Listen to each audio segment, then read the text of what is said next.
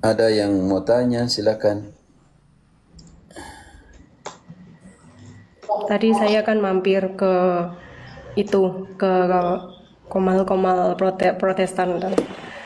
Saya nggak naik, cuman mendengar aja narasinya. Mereka bertanya, memangnya apa bahayanya protestantisme? Apakah merugikan? Apa bahayanya? Wih, banyak. Kalau bisa Bahaya? jelaskan, silakan jelaskan. Gitu, Romo. Iya, bahayanya banyak. Karena kontra kitab suci. Contohnya ini, eh, eh, eh, Protestan vs kitab suci. Mau tahu itu?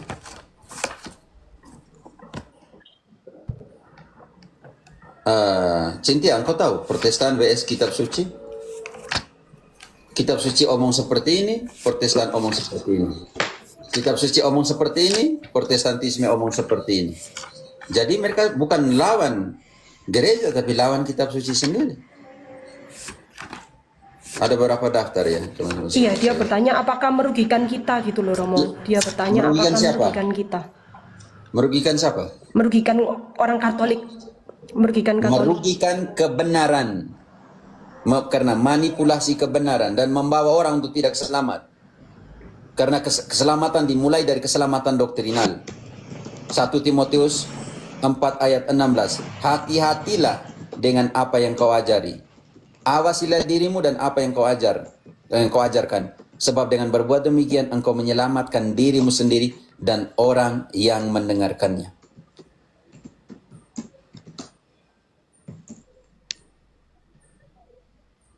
Mulai dari keselamatan doktrinal. Engkau baca sendiri ayat itu. Ya. Ya. Awasilah dirimu sendiri dan awasilah pengajaranmu. Bertekunlah dalam semuanya itu, karena dengan berbuat demikian engkau akan menyelamatkan dirimu dan semua orang mendengar engkau. Dan ingat, kebenaran itu menyelamatkan, memerdekakan. Bukan soal rugi atau tidak rugi. Soalnya bahwa doktrin mau itu memerdekakan orang atau tidak, benar atau tidak. Sola tidak pernah ada dalam kitab suci kata sola. Sola fide, sola gratia, sola scriptura, tidak ada. Ketika menambahkan sola di situ, doktrinmu sudah tidak membawa orang kepada keselamatan. Dan kebenaran tidak memerdekakan engkau. Bukan soal merugikan atau tidak merugikan. Soal di sini Tuhan mau semua orang selamat dan sampai kepada pengetahuan akan kebenaran. Pengetahuan akan kebenaran ini supaya engkau jangan mati bodoh. Mati tapi tahu kenapa engkau mati dan kenapa selamat. Makanya itu dalam 1 Timotius 2 ayat 4, frater. Tuhan mau menghendak semua orang selamat dan sampai kepada pengetahuan akan kebenaran. Dan kebenaran itu harus diajarkan oleh siapa? Oleh gereja, karena dia adalah tiang penyokong dan dasar kebenaran. Bukan subjektivisme. Frater, 1 Timotius 2 ayat 4. Oh ya, silakan. Yang menghendaki supaya semua orang diselamatkan dan memperoleh pengetahuan akan kebenaran. Dan kebenaran itu menyelamatkan engkau. Yohanes 8:32.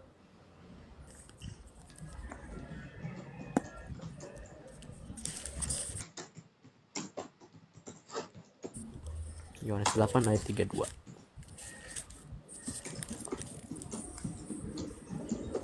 Dan kamu akan mengetahui kebenaran, Apa, brother? dan kebenaran itu akan memerdekakan Izin kamu. teman-teman semua, saya di bawah saja, nanti kalau ada di atas proti biarin roh penyesatan lawan roh penyesatan aja, Romo. Oke, Ursa. Terima kasih, Ursa ya. Oke, Tuhan memberkati kita semua. Oke, yuk mantap. Oke, kita lihat di sini. Tadi belum selesai tadi. Cynthia, kalau Frater baca jangan potong nanti kita jadi terpotong gitu. Dan kamu akan mengetahui kebenaran, dan kebenaran itu akan memerdekakan kamu. Dan kebenaran itu akan memerdekakan kamu. Dan karena kebenaran itu kita dibenci. Apakah dengan mengatakan yang benar supaya orang merdeka, saya akan menjadi musuh? Galatia 4 ayat 16.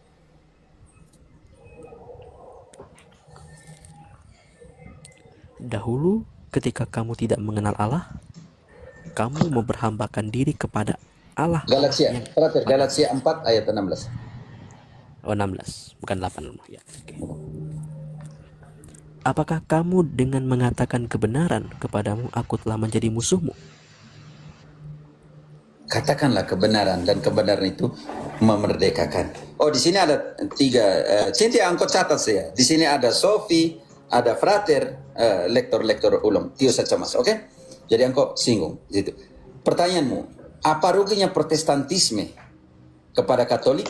Bukan soal rugi kepada Katolik, rugi karena manipulasi kitab suci, manipulasi ajaran, menggunakan kitab suci tetapi memanipulasinya. Galatia 1 ayat 6 dan 7 mengatakan bukan Injil yang lain, melainkan memutarbalikan Injil Kristus. Aku heran bahwa kamu begitu lekas berbalik daripada Dia yang oleh kasih karunia Kristus telah memanggil kamu dan mengikuti suatu Injil lain yang sebenarnya bukan Injil. Hanya ada orang yang mengacaukan kamu dan bermaksud untuk memutarbalikkan Injil Kristus. Memutarbalikkan Injil Kristus. Contohnya, mereka katakan, saya sudah selamat dan jika mati saya sudah masuk ke surga tanpa hilang keselamatan. Karena menggunakan Roma 10 ayat 9. Tetapi kita jawab bagaimana konteksnya itu. Roma berapa? 10? 10 ayat 9. Saya sudah selamat dan jika mati saya masuk ke surga tanpa hilang keselamatan. Karena apa? Karena Roma 10 ayat 9 haleluya mengatakan bahwa jarang siapa. Sebab jika kamu mengaku dengan mulutmu bahwa Yesus adalah Tuhan dan percaya dengan hatimu bahwa Allah telah membangkitkan Dia dari antara orang mati, maka kamu akan diselamatkan. Haleluya. Roma 10 ayat 9. Lari dari konteks. Saya tidak mau jelaskan konteks itu. Tetapi Yesus dalam Matius 24 ayat 13 omong apa?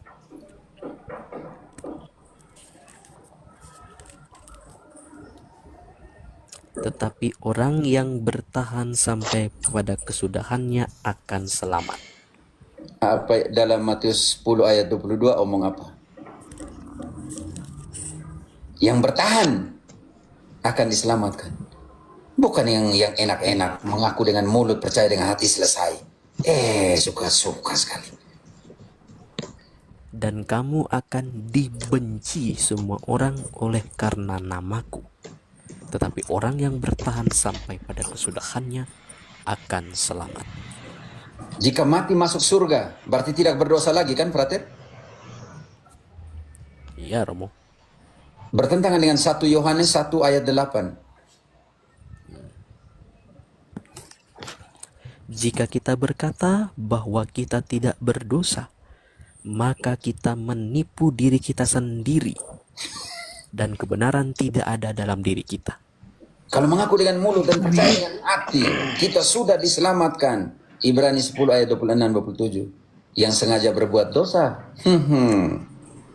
walaupun sudah memeluk kebenaran, dibaptislah, pergi ke kultuslah, teriak, jingkrak, Roh Kudus masuklah kata mereka semua. Tetap kalau sengaja berbuat dosa. Sebab jika kita sengaja berbuat dosa, sesudah memperoleh pengetahuan tentang kebenaran, maka tidak ada lagi kurban untuk menghapus dosa itu. Tetapi yang ada ialah kematian yang mengerikan akan penghakiman dan api yang dahsyat yang akan menghanguskan semua orang durhaka.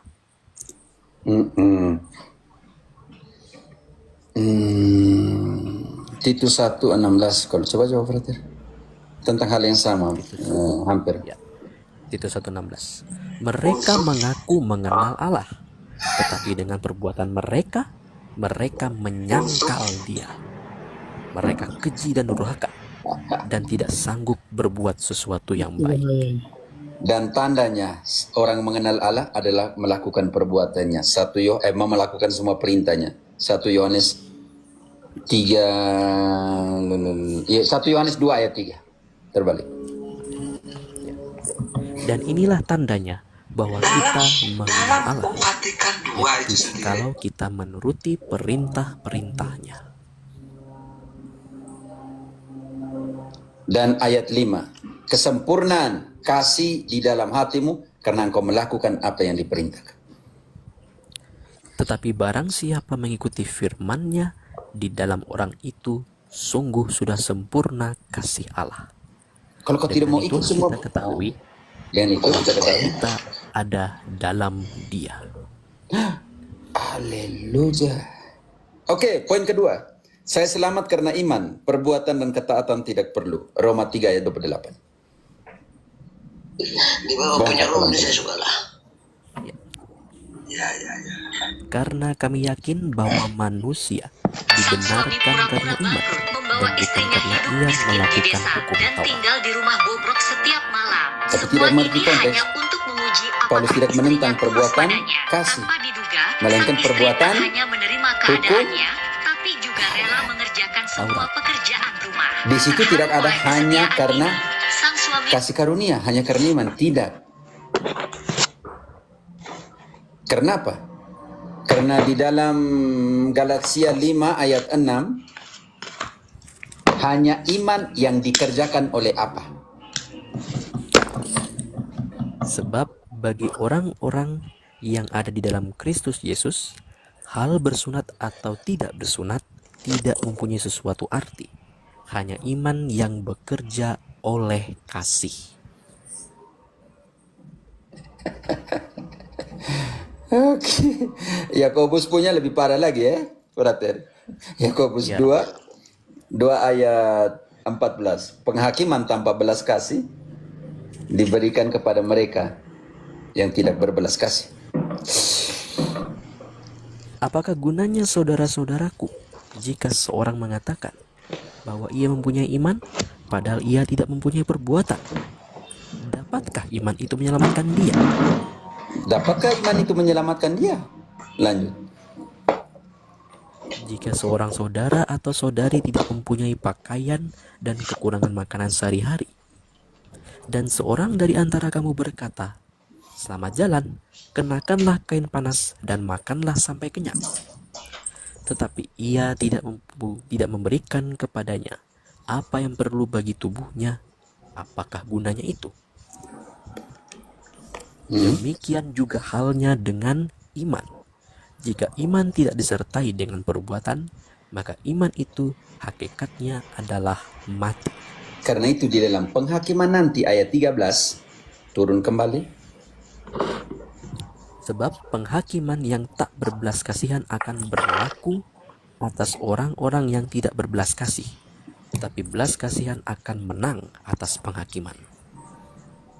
Dan belas kasih akan Menang menang atas penghakiman. penghakiman. Ayat 22, perbuatan itu menyempurnakan iman. Kamu lihat bahwa iman bekerja sama dengan perbuatan-perbuatan, dan oleh karena itu iman menjadi sempurna oleh setiap perbuatan itu. Karena itu perbuatan bukan buah dari iman, melainkan kooperatif. Bekerja sama. Dan perbuatan itu menyempurnakan imanmu. Hanya karena kasih karunia, hanya karena iman kita diselamatkan. Mau selamat? Matius 7 ayat 21. Tidak semua orang yang bilang, "Haleluya, amin, Tuhan Allah, lakukanlah kehendak." Matius 7 ayat 21. Bukan setiap orang yang berseru kepadaku, "Tuhan, Tuhan," akan masuk ke dalam kerajaan sorga, melainkan dia yang melakukan kehendak Bapa-Ku yang di sorga. Tetapi mereka bilang, "Tuhan, tapi kan kami haleluya di KKR bernubuat atas namamu. Kami meletakkan tangan atas orang-orang." Ayat 22-nya, brother. Pada hari terakhir banyak orang akan berseru kepadaku, "Tuhan, Tuhan, bukankah kami bernubuat demi namamu, mengusir setan demi namamu, dan mengadakan banyak mujizat demi namamu juga?" Hanyalah 23, saya tidak kenal kalian. Hanya pembuat kejahatan. Kamu putar balikan Injil, kamu buat aneh-aneh. Ayat 23-nya. Kamu buat seperti saya. Pergi sana. Pada waktu itulah aku akan berterus terang kepada mereka dan berkata, aku tidak pernah mengenal kamu. Enyahlah daripadaku, kalian semua pembuat kejahatan. Ini saya tidak mau kupas habis pelan-pelan. Ekaristi. Yesus hadir dalam simbol. Sedangkan Yesus bilang, Yohanes 6:55, dagingku adalah benar-benar makanan. Mereka bilang simbol.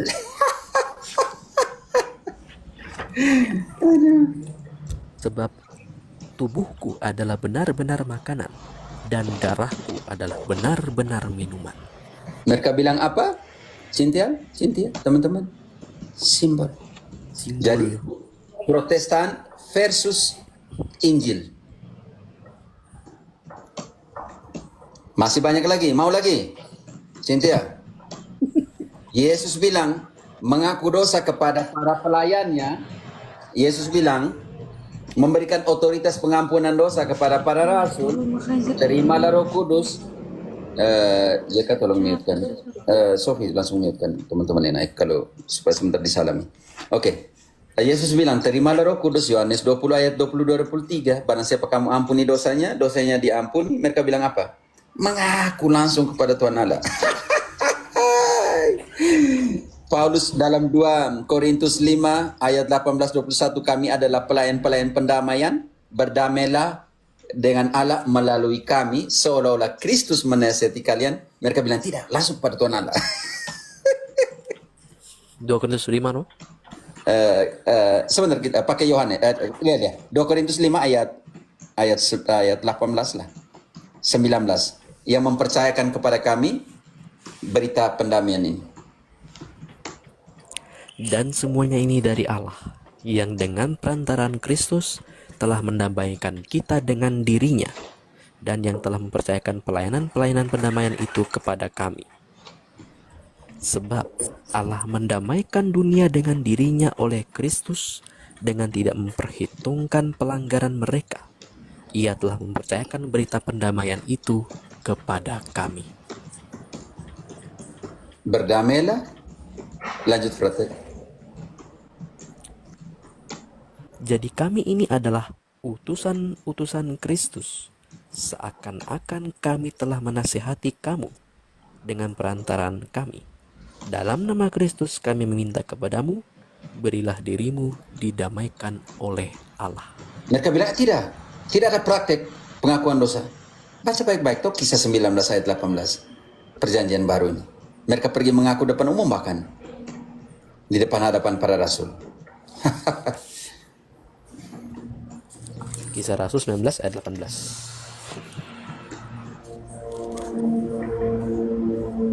Banyak di antara mereka yang telah menjadi percaya datang dan mengaku di muka umum bahwa mereka pernah turut melakukan perbuatan-perbuatan seperti itu. Frater, karena mereka belum percaya, maka mereka belum datang mengaku dosa. Karena pengakuan dosa itu sangat jelas. Mereka yang sudah Percaya. Ya, berarti Protestantisme belum percaya karena belum datang mengaku dosa. Baca kembali ya, penting sekali. Banyak juga di antara mereka yang pernah melakukan sihir, mengumpulkan kitab-kitabnya lalu membakarnya di depan mata semua orang. Tetapi sebelumnya itu ayat 18 mereka buat apa? Mengaku. Penitensinya bakar semua dan tinggalkan semua yang praktik-praktik Sihir itu. Dan itu ayat 20. Karena mereka yang tukang-tukang sihir dan praktik-praktik pergi mengaku dosa dan penitensinya membakar semuanya itu meninggalkan semua yang lama, maka ada konsekuensi dari sakramen tobat ayat 20. Dengan jalan tersebut makin tersiarlah firman Tuhan dan makin berkuasa. Dengan sakramen apa, Frater? Tobat, rekonsiliasi. Dengan pergi mengaku dosa dan meninggalkan manusia lamanya, membakar semua sihir-sihir, kitab-kitab penafsiran dan semuanya itu dengan jalan ini. Sangat jelas ayat 20. Dengan jalan ini nih yang barusan dibuat di atas tadi pengakuan dosa ini, makin tersiarlah firman Tuhan dan makin berkuasa. Jadi lawan Yesus. Yesus bilang ini. Mereka baca, jangan kau panggil Bapa kepada siapapun, Romo, Padre, semuanya itu. Karena sudah dilarang di Matius 23 ayat 19. Nanti kita lihat. Matius 23 ayat 19. Oke. Mereka pakai pendasaran bahwa jangan sebut Bapamu ada di bumi. Gitu. Lucu. Ya. Oke. Matius 23 ya, Ram ya? 23 ayat 9. Ya, ayat 9.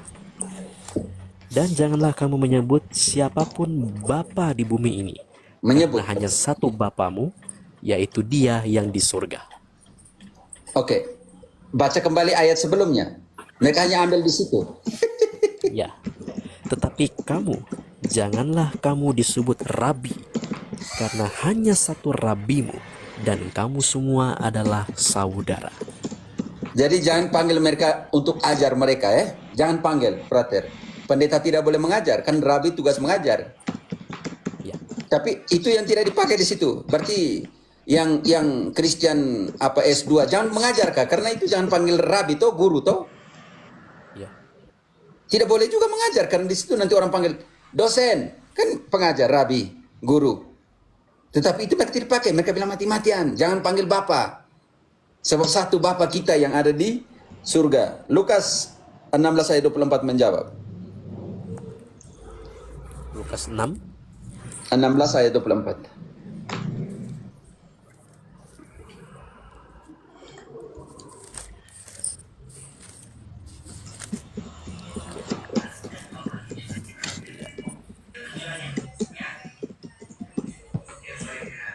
Lalu ia berseru, katanya, Bapa Abraham, kasihanilah aku.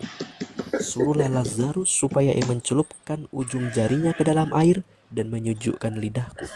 Sebab aku ini sangat kesakitan dalam nyala api ini. Berarti bagaimana yang ada di situ bilang Bapak Abraham? Tidak boleh juga tuh? Lukas 18 ayat 20. Tadi kan 16, sekarang 18 20. Engkau tentu mengetahui segala perintah Allah. Jangan berzina, jangan membunuh, jangan mencuri, jangan mengucapkan saksi dusta. Hormatilah ayahmu dan ibumu. Berarti tidak boleh panggil kita punya bapak-bapak di bumi ini kan, frater? Engkau tidak boleh itu. Sinti, engkau tidak boleh panggil bapamu bapak di bumi ini. Ini suaranya saya ya atau? Oh, frater. Romo, banyak tempatnya Romo ini. Atau Zai, pengennya Zai itu. Oh, saya itu loh. Siapa punya yang? Kok aneh betul ya? Gak bisa Romo, benar Romo. Sudah. Oh, Cynthia, oke. Saya pikir siapa. Oke. 2 Timotius 1. Paulus bilang anak-anakku. 2 Timotius 1. Ayat 1 sampai 2. Paulus juga tidak boleh bilang anak-anakku. Dari Paulus, Rasul Kristus Yesus oleh kehendak Allah, untuk memberitakan janji tentang hidup dalam Kristus Yesus, kepada Timotius, anakku yang kekasih, kasih karunia, rahmat dan damai sejahtera dari Allah Bapa dan Kristus Yesus, Tuhan kita, menyertai engkau. Titus 1 ayat 4.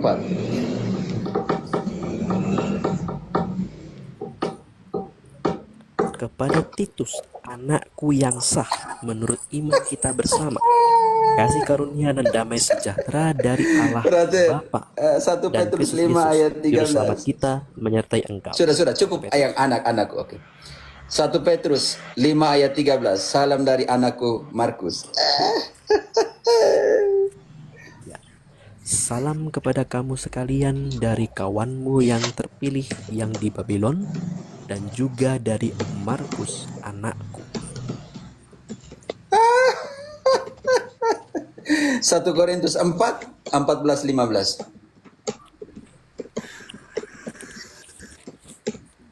Petrus 4, 14-15. Sebab sekalipun kamu mempunyai beribu-ribu pendidik dalam Kristus, kamu tidak mempunyai banyak bapa, karena akulah yang di dalam Kristus Yesus telah menjadi bapamu oleh Injil yang kuberitakan padamu. Berarti Paulus menentang Yesus kah? Kalian tidak mempunyai banyak bapa. Akulah bapa spiritualmu.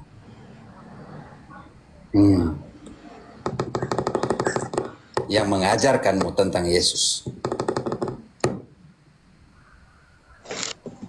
Pendeta, buka mata. Yang berikut, keenam, segala sesuatu harus tertulis dalam kitab suci. Jika tidak tertulis, tidak berharga. Kan begitu kan? Makanya setiap kali tanya, mana ayatnya? Mana ayatnya? Sekarang saya mulai pendeta-pendeta selama ini tidak tanya lagi ayat yang mana. 1 tahun lalu kalian selalu bilang, mana ayatnya? Mana ayatnya? Kalau tidak tertulis dalam kitab suci, tidak bisa. Pertanyaan saya, siapa yang duluan, Cynthia, teman-teman, Pratama, dan semua yang baru naik. Siapa yang duluan, gereja atau kitab suci? Gereja. Sofi, gereja yang dahulu. Yang lahir dulu. Yesus dirikan gereja dulu. Makanya saya tulis sedikit, tahun-tahun penulisan kitab suci ini penting sekali ya. Dalam kursus pertama ya kalau tidak salah. Saya tunjukkan sedikit.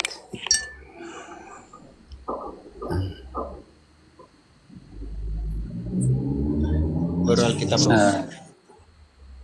Ya, ingat ini, kita langsung ini perjanjian lama sedikit. Pentateuk, 5 kitab pertama itu, dengan ini bisa lihat ya, goyang, bisa ya, susah, pakai jari. Pentateuk itu dari Abraham 1800 sebelum Masehi, itu yang titik-titik kecil ini adalah tradisi lisan. Mulai penulisan yang pergamen kecil, mulai ditulis yang titiknya mulai sedikit besar, itu baru sebelum tahun 800 Masehi. Dan redaksi final baru tahun 500 sampai dengan tahun 400 sebelum kedatangan Yesus. Pentateuk saja. Ribuan tahun teman-teman di sini, ratusan tahun ada di tradisi lisan dan kepingan-kepingan kecil yang kita namakan pergamen kecil di sini. Historis, para nabi itu ditulis di tradisi lisan dari Daud, Nathan dan semuanya itu, bukan dari Yesua. Zaman itu mulai tradisi lisan pelan-pelan. Pergamen tulisan kecil dimulai dari zaman setelah Daud ini, sebelum tahun 800 Masehi, dan redaksi final itu dari zaman setelah Daud, sekitar 1900 sebelum zaman para nabi. Lalu kepingan kecil itu dimulai sekitar sebelum tahun 800, dan redaksi final ada 2, yaitu sekitar sebelum tahun 400, redaksi final terakhir yaitu sebelum tahun sekitar dari tahun 150 sampai dengan sekitar 65-67 sebelum kedatangan Yesus. Kita hilangkan sedikit perjanjian lama dulu. Kita konsentrasi di perjanjian baru. Kalau mereka bilang semua yang tertulis harus tertulis dalam kitab suci, lihat saja teman-teman. Karta Paulinas, surat-surat Paulus ini, itu dari tradisi lisannya itu, dari ketika dia mulai bertobat itu, setelah dia menulisnya itu dalam kunjungan Galatia dalam 1:18, tetapi kita lihat bahwa kalau kisah para rasul, setelah pertobatannya, setelah pentabisannya, ya kira-kira sekitar kisah 13 pentabisannya, jadi itu mulai dari tradisi lisan teman-teman. Redaksi finalnya itu di antara tahun 50, ini tahun 50 dengan Tesalonika, dan sampai dengan tahun 64-65 sebelum kematian redaksi final. Karena itu di Tesalonika, sebagai yang dia tulis pertama, Frater, di dalam 2 Tesalonika 2 ayat 15 dia omong seperti apa? Tradisi tertulis dahulu atau tradisi lisan dulu? Kita lihat di situ. 2 Tesalonika 2:15. Sebab itu berdirilah teguh dan berpeganglah pada pengajaran yang kamu terima dari kami, baik secara lisan maupun secara tertulis. Artinya, pengajaran dia baru tertulis itu ketika di Tesalonika. Maka Tesalonika tahun 50. Padahal sebelumnya itu semuanya pemberitaan adalah lisan. Teman-teman ingat baik-baik. Sekarang Injil itu dari zaman Yesus tahun 30, gereja perdana, sampai dengan sebelum tahun 70. Anggaplah tahun 70. Dan Injil itu ditulis dari tahun 70 sampai dengan tahun 90-an, Yohanes yang terakhir dalam redaksi finalnya. Tetapi sebelum tahun 70 sampai dengan tahun 100, semua Injil itu ada di tradisi lisan. Ini teman-teman harus mengerti itu. Sedangkan yang lain surat apa dan lain sebagainya, semuanya berada di tradisi lisan dulu. Karena itu penting sekali. Yohanes yang menulis wahyu yang terakhir tahun 90-an, Yohanes yang sama ketika dia mengatakan di dalam Injilnya, Yohanes 21 ayat 25, frater. Yohanes 21 ayat 25. Masih banyak hal-hal lagi yang diperbuat oleh Yesus, tapi jika semuanya itu harus kutuliskan satu persatu, maka agaknya dunia ini tidak dapat memuat semua kitab yang harus ditulis itu. 20 ayat 30. Memang masih banyak tanda lain yang dibuat Yesus di depan mata muridnya yang tidak tercatat di dalam kitab ini. Bayangkan, 2 Timotius 2 ayat 2.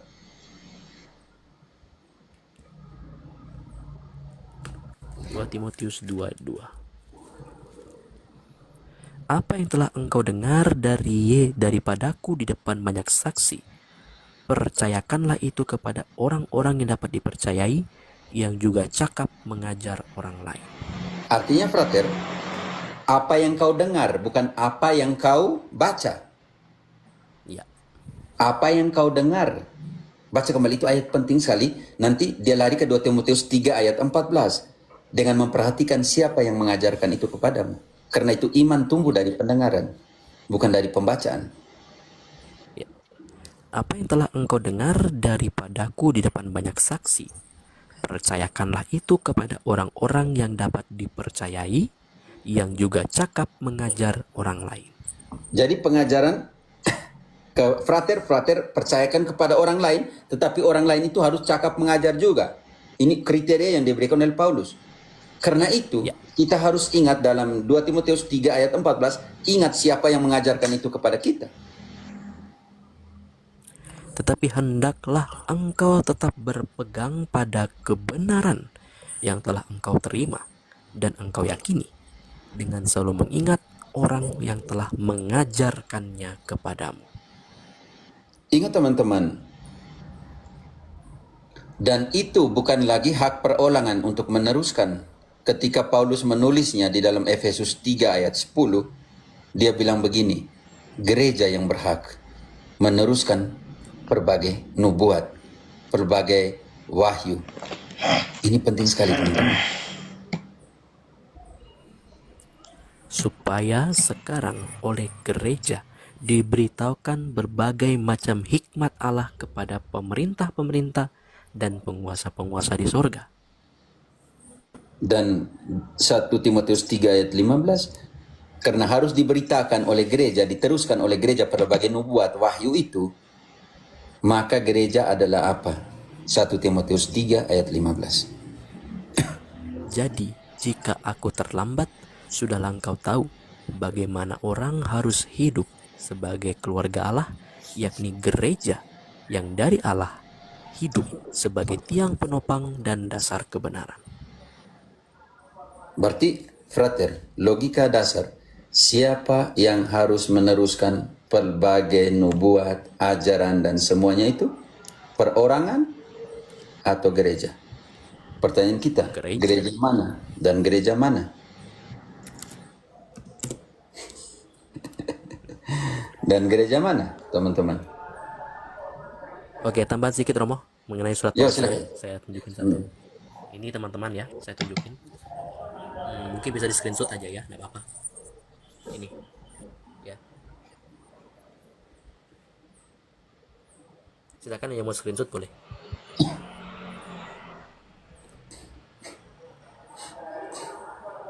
Dan tahun Lihat itu tanggalnya tahun ada. dengan tahunnya teman-teman. Oke. Ya, 48 ini yang paling tua, ya. Galatia, lokasinya di Antioquia dan ini otentik. Ya. Lalu 49 sampai 51 itu 1 Tesalonika, itu Waktu lokasinya geser di jari Korintus. sedikit. Perhatian agak jauh sedikit HP-nya supaya mereka bisa baca. Oke, oke. Ya. Atau baca saja Frater. Itu juga terkecil sama mata juga. Ustaz. Baca Engkau sambil baca saja. Ini, Oke, ya, geser ke kiri. ini aja deh. Nah, nih. Ada, tidak bisa tuh. Sambil baca toh. Oke, ntar ya. Oke. Aduh, salah. Engkau baca Frater, tidak. Biar biasa saja hanya engkau baca dari tahun ini surat apa begitu sih. Ya. Tahun 48, ini Galatia, ini lokasinya di Antioquia dan ini otentik. Ini tahun 49 sampai 51, ini 1 Tesalonika, lokasinya di Korintus, ini otentik.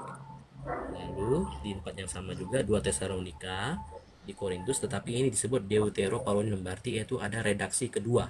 Kedua. Nah, Paulus punya rekan. Dia tidak nulis sendiri di sini. Ya, yang 2 Tesalonika. Ya. Lalu 1 Korintus itu tahun 53-55 itu di Efesus dan ini otentik, ini dia sendiri yang menulis. Tahun 55 sampai 56 ini 2 Korintus, ini di Makedonia, ini otentik. Lalu tahun 57 itu Roma di Korintus dia menulisnya dan ini otentik. Tahun 62 ini ada 4 surat. Yang pertama Efesus, itu dituliskan di Roma dan ini adalah Deutero, berarti ada rekan penulis yang lain. Lalu tahun 62 ada Filipi, itu di Roma, lokasi misalnya di Roma dan otentik. Aturan baku. Lalu Jangan tahun bicara 62 aturan ada di sini. Kolose, Gitu. di Roma, Kalau bicara aturan lu kan Deutero, berarti ini adalah rekan dari Paulus yang menulis. lari apa li? Tahun 62 ada Filemon yang dituliskan di Roma dan ini otentik. Dan sisanya ini adalah 3 surat pastoral miliknya Paulus. Tahun 16 sampai 64 dan 64 sampai 67. 1 Timotius itu di Makedonia, ini surat pastoral. Ya, jadi hanya untuk orang itu saja artinya ya. Lalu tahun 16 sampai 64 itu Titus di Nikopolis, itu untuk pastoral Paulus karena untuk orang itu aja. Dan ditambah tahun 64 sampai 67 itu 2 Timotius yang dituliskan di Roma, itu adalah surat pastoral. Nah, untuk Ibrani, teman-teman perhatikan saya ada catatan di atas. Ya, ini tahun 63 sampai 64. Epistula ad Hebreon. Meskipun surat Ibrani hampir tidak pasti ditulis oleh Paulus, surat itu telah diadopsi ke dalam korpus Paulus, ya berarti bagian tubuh surat Paulus Paulinum sejak sangat awal, termasuk papirus P46 tahun abad ketiga Masehi. Jangan bilang itu aturan baku. Cendekiawan modern sepakat bahwa kitab Ibrani tidak ditulis oleh Paulus dan kemungkinan penulis lain telah dikemukakan seperti Lukas, tapi masih diragukan. Jangan bilang itu aturan baku. Begitu. Aja. Usah kamu bicara Oke teman-teman. Ini penting sekali karena itu sebelum masuk ke dalam ad hominem protestantisme hanya kitab karena suci. kalau kemudian gereja Kitab suci tidak tahun mengeluarkan berapa itu, ditulis? Dan sebelum kesesatan jadi akan tradisi berlanjut. tertulis semuanya ada di tradisi Dan itu lisan. ternyata Dan Paulus sekarang kan dan berlanjut. Yohanes bilang dia yang sampai dia yang hidup paling terakhir dia bilang gini, kalau semuanya harus Untuk ditulis, kemudian melakukan tidak ada hal-hal satupun seperti buku yang dulu pernah terjadi ya, misalnya yang bisa mengobarkan memuati. perang atau apa. Ini kan penting kemudian sekali ya gereja teman-teman. punya Jadi saya pikir teman-teman Protestan belajar lah untuk rendah hati sedikit. Terima kasih Terbuka teman-teman untuk melihat, semuanya. tahun penulisannya sudah sangat berbeda. Yesus tidak suruh begini, pergilah ke seluruh dunia dan bagilah kitab suci. Pergilah ke seluruh dunia dan wartakanlah. Wartakan. Contohnya Markus 3 ayat 15, dia suruh apa? Para rasul itu untuk apa? Dari ayat 13, Frater. Untuk apa? Markus 3 ayat Ayat 13. Dia pilih nanti untuk apa? Kemudian naiklah Yesus ke atas bukit. Ia memanggil orang-orang yang dikehendakinya dan mereka pun datang kepadanya. Ia menetapkan 12 orang untuk menyertai dia dan untuk diutusnya memberitakan Injil. Dan diberinya kuasa untuk mengusir setan. Jadi itu yang tugasnya itu. Ada di situ tugas untuk membagi kitab suci, frater? Kuasa Tidak mengusir roh jahat. Nah, tinggal dengan dia dan pergi mewartakan. Bukan untuk pergi bagi kitab suci. Iya. Bukan suruh pergi tulis kitab suci. Ya ada yang perintahnya untuk menulis kitab suci. Dalam pengertian ini di Wahyu kan. Yesus sendiri memerintahkan kepada Yohanes untuk menulis kepada 7 gereja.